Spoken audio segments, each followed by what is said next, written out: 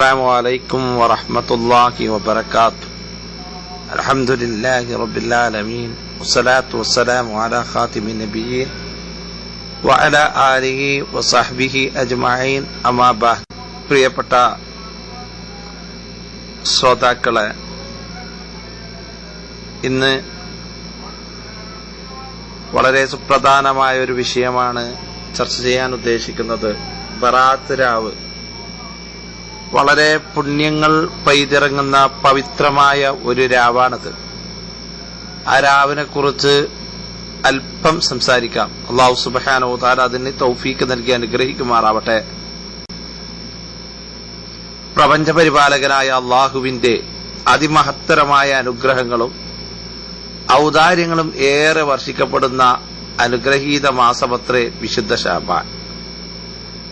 മനുഷ്യരുടെ ചെയ്തികൾ വാനലോകത്തേക്ക് ഉയർത്തപ്പെടുന്നത് ശഅബാൻ മാസത്തിലാണ്. തിരുനബി സല്ലല്ലാഹു അലൈഹി വസല്ലം ഏറെ സ്നേഹിക്കുകയും മഹത്വവൽക്കരിക്കുകയും സുഹൃതങ്ങൾ കൊണ്ട് ധന്യമാക്കുകയും ചെയ്ത മാസവുമാണ് ശഅബാൻ മാസം. ഉസാമത്ത് ബിൻ സയ്യിദ് റളിയല്ലാഹു അൻഹുവിൽ നിന്ന് നിവേദനം ചെയ്യുന്നു. അദ്ദേഹം ചോദിച്ചു, അള്ളാഹുവിന്റെ തിരുദൂതരെ, താങ്കൾ ശഅബാനിൽ നോമ്പനുഷ്ഠിക്കുന്നത് പോലെ മറ്റൊരു മാസത്തിലും നോമ്പെടുക്കുന്നതായി ഞാൻ കാണുന്നില്ല. തിരുനബി സല്ലല്ലാഹു അലൈഹി വസല്ലം പറഞ്ഞു, റജബ് റമദാൻ മാസങ്ങൾക്കിടയിൽ വരുന്ന ശഅബാനെ കുറിച്ച് ജനങ്ങൾ അശ്രദ്ധരാണ്.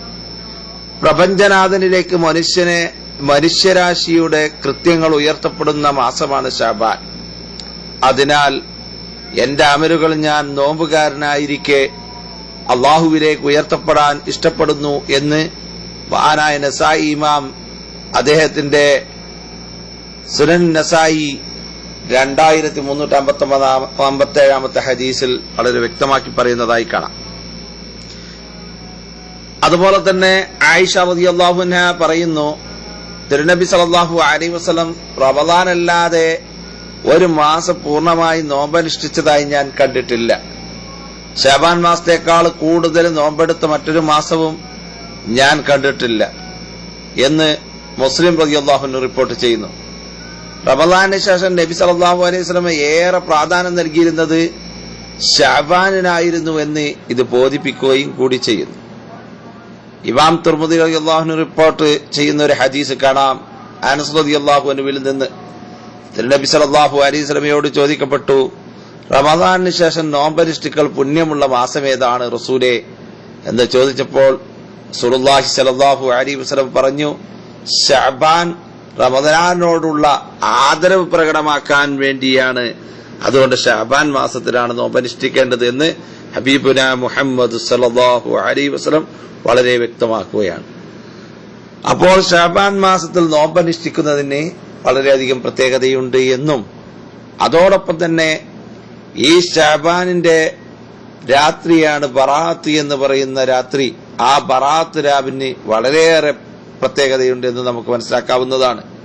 ഇമാം ഇബ്നു മാജ റളിയല്ലാഹു അൻഹു നിവേദനം ചെയ്യുന്നു, അലി റളിയല്ലാഹു അൻഹുവിൽ നിന്ന് നബി സല്ലല്ലാഹു അലൈഹി വസല്ലം പറയുന്നു, ശഅബാൻ 15 ആഗതമായാൽ അതിന്റെ രാവിനെ നിങ്ങൾ നിസ്കാരം കൊണ്ട് സജീവമാക്കുകയും പകലിൽ നോമ്പനുഷ്ഠിക്കുകയും ചെയ്യുക. കാരണം അത് സൂര്യാസ്തമയത്തോടെ അള്ളാഹു താഴെ ആകാശത്തേക്ക് ഇറങ്ങി വന്നുകൊണ്ട് ചോദിക്കുന്നു, പാപമോചനം നടത്തുന്നവരില്ലേ, ഞാൻ അവർക്ക് പൊറുത്തു കൊടുത്തിരിക്കുന്നു. ഔദാര്യം തേടുന്നവരില്ലേ, ഞാൻ അവർക്ക് ഔദാര്യം ചെയ്തിരിക്കുന്നു. വൈഷമ്യങ്ങൾ കൊണ്ട് പരീക്ഷിക്കപ്പെട്ടവരില്ലേ, ഞാൻ അവർക്ക് സൗഖ്യം പ്രദാനം ചെയ്തിരിക്കുന്നു. അങ്ങനെ അങ്ങനെ ഓരോ വിഭാഗത്തെയും അള്ളാഹു വിളിച്ച് അവന്റെ അനുഗ്രഹങ്ങളുടെ കവാടങ്ങൾ തുറന്നുകൊടുക്കുന്നു. ഇത് പ്രഭാതം വരെ തുടരുകയും ചെയ്യുന്നു.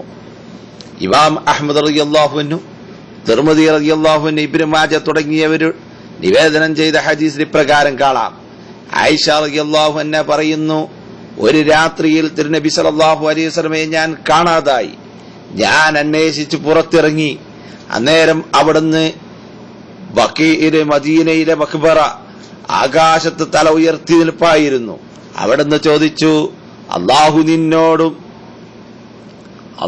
നിന്നോടും എന്നോടും അന്യായം ചെയ്തതായി നീ ധരിച്ചോ? ഞാൻ പറഞ്ഞു, താങ്കൾ മറ്റേതെങ്കിലും ഭാര്യമാരുടെ അടുത്തേക്ക് പോയതായിരിക്കുമെന്നാണ് ഞാൻ ഊഹിച്ചത്. അപ്പോൾ നബി സല്ലല്ലാഹു അലൈഹി വസല്ലമ പറഞ്ഞു, ശഅബാൻ 15 അല്ലാഹു ഒന്നാം ആകാശത്തേക്ക് ഇറങ്ങി വരികയും കൽബ് ഗോത്രക്കാരുടെ ആടുകളെ രോമത്തിന്റെ അളവിനേക്കാൾ കൂടുതൽ പേർക്ക് പൊറത്തു കൊടുക്കുകയും ചെയ്യുന്നതാണെന്ന് ഹബീബുന മുഹമ്മദ് റസൂലുള്ളാഹി സ്വല്ലല്ലാഹു അലൈഹി വസല്ലം വ്യക്തമാക്കി.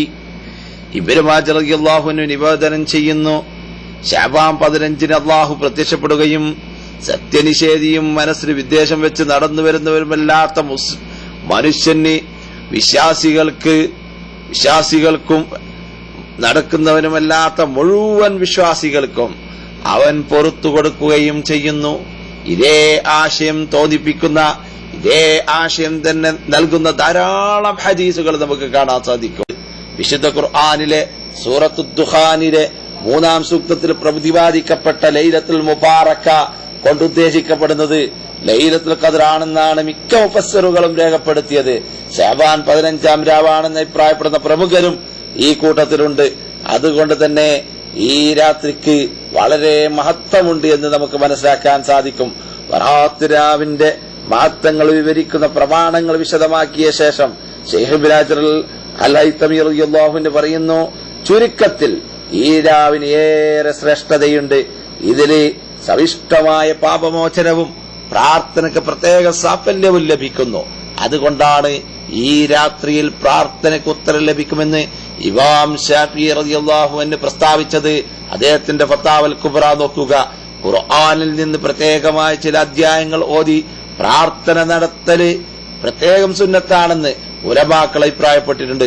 ഷെയ്ഖ് അബ്ദുർ റഹ്മാൻ ഇബ്നു കരീം റളിയല്ലാഹു അൻഹുവിന്റെ റിസാലയിൽ ഇങ്ങനെ ഉദ്ധരിക്കുന്നു, ബറാഅത്ത് രാവിലെ ഇശാ മഗ്രിബിന്റെ ഇടയിൽ സൂറത്ത് യാസീൻ 3 തവണ തുടർച്ചയായി ഇടയിൽ മറ്റു സംസാരങ്ങളൊന്നും ഇല്ലാതെ പാരായണം ചെയ്യൽ അത്യാവശ്യമാണ്. അവയിലെ ഒന്നാമത്തേത് തന്റെയും താൻ സ്നേഹിക്കുന്നവരുടെയും ദീർഘായുസ്സിനും, രണ്ടാമത്തേത് ഭക്ഷണപാനീയങ്ങളിൽ അഭിവൃദ്ധി ലഭിക്കുവാനും, മൂന്നാമത്തേത് ഇഹപര വിജയങ്ങളിൽ ഉൾപ്പെടുത്താനുള്ള നീയത്തോടു കൂടിയായിരിക്കണമെന്ന് അദ്ദേഹം പരാമർശിക്കുകയുണ്ടായി. ആയുസ്സിൽ ബർക്കത്ത് ലഭിക്കാനും ഭക്ഷണത്തിൽ അഭിവൃദ്ധി ഉണ്ടാകാനും സൗഭാഗ്യസിദ്ധമായ അന്ത്യം ഹുസ്നുൽ ഖാത്തിമ ലഭിക്കാനും ശഅബാൻ 15-ാം രാവിലെ ഓരോ യാസീൻ ഓതുകയെന്നുള്ളത് മുൻഗാമികളിൽ നിന്ന് അനന്തരമായി ലഭിച്ചതാണ്. ഈ രാവിനെ ആദരിക്കുകയും ആരാധനകൾ കൊണ്ട് ധന്യമാക്കുകയും ചെയ്യുന്ന രീതി മഹാന്മാരായ പൂർവികരിൽ നിന്ന് ലഭിച്ച അമൂല്യമായ പൈതൃകമാണ്. പൈതൃകത്തിന്റെ കണ്ണികളിൽ കോർത്തിണക്കപ്പെട്ട വിശുദ്ധ പാതയാണ് ഇസ്ലാമിന്റെ മുസ്തഖീമായ പാത. ആ പാതയിൽ തുടർന്നു പോകുവാൻ നാം എല്ലാവരും സജ്ജരാവുക. നാം ഒന്നും കൂടി ആ പാതയിൽ നമ്മെ ഊട്ടിയുറപ്പിക്കുക. അല്ലാഹു സുബ്ഹാനഹു വ തആല നമുക്ക് തൗഫീഖ് നൽകി അനുഗ്രഹിക്കുമാറാവട്ടെ. വാഖിറു ദഅവാന അനിൽ ഹംദുലില്ലാഹി റബ്ബിൽ ആലമീൻ. അസ്സലാമു അലൈക്കും.